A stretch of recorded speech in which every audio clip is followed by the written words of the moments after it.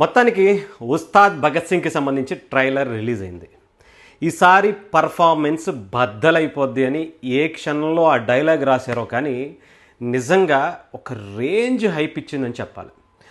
మొత్తానికి నిజంగా చెప్తున్నాను కదా, ఇప్పటి వరకు సాంగ్స్ ఫస్ట్ సాంగ్ రిలీజ్ అయింది దేఖలేంగే సాలా, ఒక రేంజ్లో మంచి వ్యూస్ వచ్చాయి, చాలా మంచి హైప్ ఇచ్చింది అనుకున్నాం. ఆ తర్వాత కొంత ఆశించినంత స్థాయిలో మిగతా సాంగ్స్ ఏవైతే రెండు రిలీజ్ అయినాయో అది అంత ఆ రేంజ్ కిక్ ఇవ్వలేదని అనిపించింది. మొత్తానికి ట్రైలర్ వస్తే తప్ప మనకు ఆ కిక్కు రాదు అనేటువంటి ఎవరైతే ఉన్నారో వాళ్ళందరికీ కూడా కిక్తో పాటు ఇచ్చి పడేశాడని చెప్పాలి.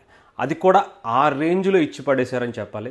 ముఖ్యంగా హరీష్ శంకర్ గారి మార్క్, డైలాగ్స్ ఎలా ఉంటాయో, బ్యాక్గ్రౌండ్ మ్యూజిక్ ఏంటో ఇవన్నీ కూడా దీంట్లో మనకైతే అర్థమవుతుంది. జస్ట్ మీకు కొన్ని గ్లిమ్స్ అయితే చూపించేటువంటి ప్రయత్నం చేస్తాను. ఒకసారి మనం కూడా ట్రైలర్కి సంబంధించి హైలైట్స్ చూద్దాం.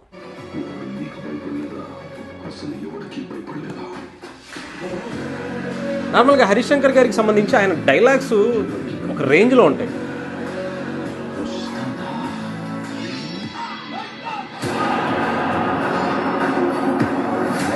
పవన్ కళ్యాణ్ గారి లుక్ చాలా డిఫరెంట్గా ఉంది. కొంచెం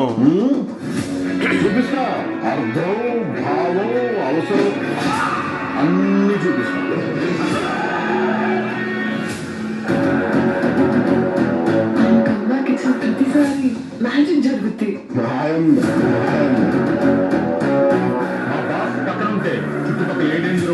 రెడ్డి గారు ఈ బిల్డప్లే కొంచెం కాసు కోసం కాళ్ళ మీద తెచ్చుకోకండి, చూస్తున్నారుగా. అతను ఇక్కడికి వచ్చి తెగ డిస్టర్బ్ చేస్తున్నారు. తెలుగు భాషలో నాకు నచ్చని ఒకే ఒక పదం కామెడీ టైమింగ్ చూడండి. ఇంగ్లీష్ పదం భాష.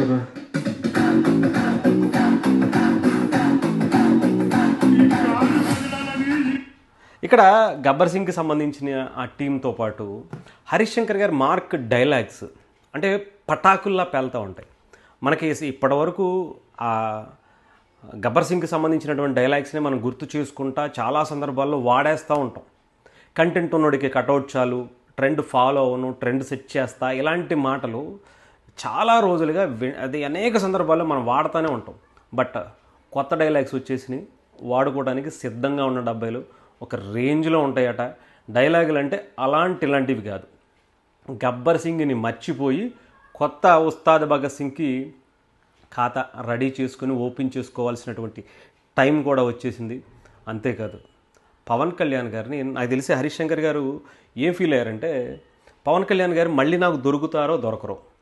నా ఆనందం అంటే అభిమానుల ఆనందం. ఎందుకంటే పవన్ కళ్యాణ్ గారికి మొట్టమొదటి బిగ్గెస్ట్ అభిమాని అంటే నాకు తెలిసి హరీష్ శంకర్ గారికి కనిపిస్తారు. ఎందుకంటే కట్టె కాలే వరకు నేను ఆయన అభిమానిని అని స్టేట్మెంట్ ఏ రోజు అయితే ఇచ్చేశారో, ఆయనకన్నా పెద్ద అభిమానులు ఇంకొకళ్ళు ఉంటారా లేదా అనేటువంటి మీమాంసలోనే చాలామంది అభిమానులు బ్రతుకుతూ ఉంటారు. బట్ అలాంటి అభిమాని మళ్ళీ పవన్ కళ్యాణ్ గారు దొరుకుతారో దొరకరో అనేటువంటి భావనలో అన్ని గెటప్స్ వేయించేసేటండి.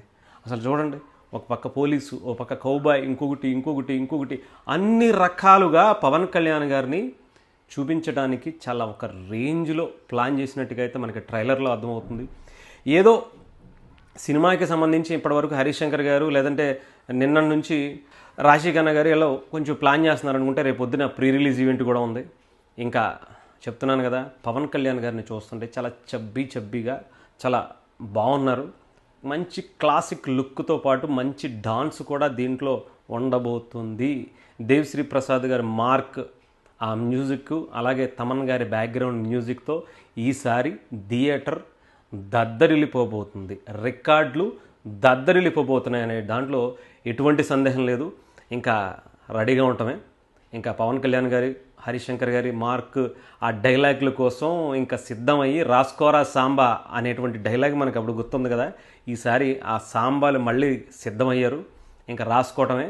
పవన్ కళ్యాణ్ గారి, హరీష్ శంకర్ గారి ఆ డైలాగులతో థియేటర్లో ఒక్క రేంజ్లో కాదు, ఒక కుప్పల తెప్పలకి అంటే టన్నుల కొద్దీ ఇంకా పేపర్లో రెడీ చేసుకోవటమే లేట్ అంతే.